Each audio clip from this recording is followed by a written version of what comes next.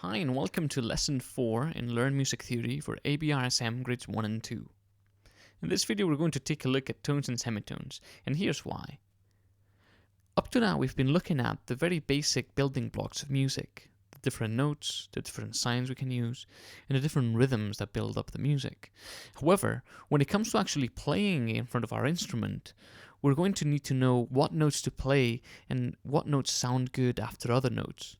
In order to understand this, we first need to look at the tones and semitones and how the music can move and how we can change the different sounds that our instrument can make. The learning objectives for this presentation are simple. We're going to learn what a semitone is, and we're going to learn what a tone is. That is it. In order to explain this, I'm going to use a piano keyboard, simply because it is a very visual way of seeing the different notes. Here we have C, is our first note in the piano, and it is at the left of these two black notes. Then we have D, then E, F, G, A, B, and then once again C and D, and it just repeats itself. See how the C is once again at the left of the two black notes, just as in the beginning. We will notice that if this is C, D, and E, then this is E and F.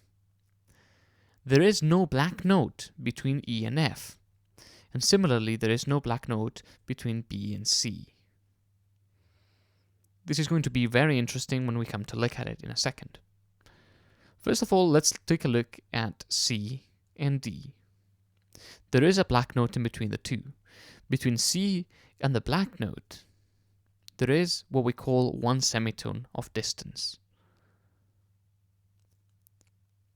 Between the black note and D, there is also one more semitone. If we add two semitones together, we get one tone.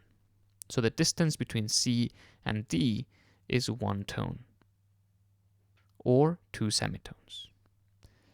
So between two notes that have a black note between them, such as C and D, there is one tone.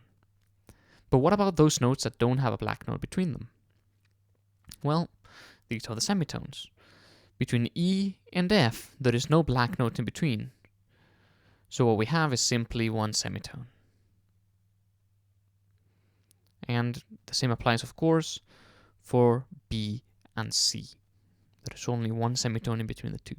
So between all the other notes, such as C and D, D and E, F and G, G and A and B, there is one tone of distance between them. Between E and F and B and C, there is one semitone. So the distance between two adjacent notes is a semitone. Adjacent meaning close together, such as that there is no note between the two. So for example, C and the black note, or E and F. So it doesn't matter if the notes are white-black, such as C and its black note right at the right of C, or white-white, like E and F, or B and C. So the distance between two white notes with no black note in between, like E and F, is one semitone. And the distance between a white and a nearby black note is one semitone. And this is because in both cases, the notes are adjacent. There is nothing in between the notes. So between C and the black note, there is nothing in between. Between E and F, there's nothing in between, so they are adjacent, and the distance between them is one semitone. So a semitone is the distance between two adjacent nearby keys. This is one of the things we have learned in this presentation. And also, a tone is two semitones, usually the distance between two white notes if they have a black note in between them. So this is the end of this presentation. Good luck in the quiz that is going to come right after this, and then in the music writing video that will come shortly thereafter.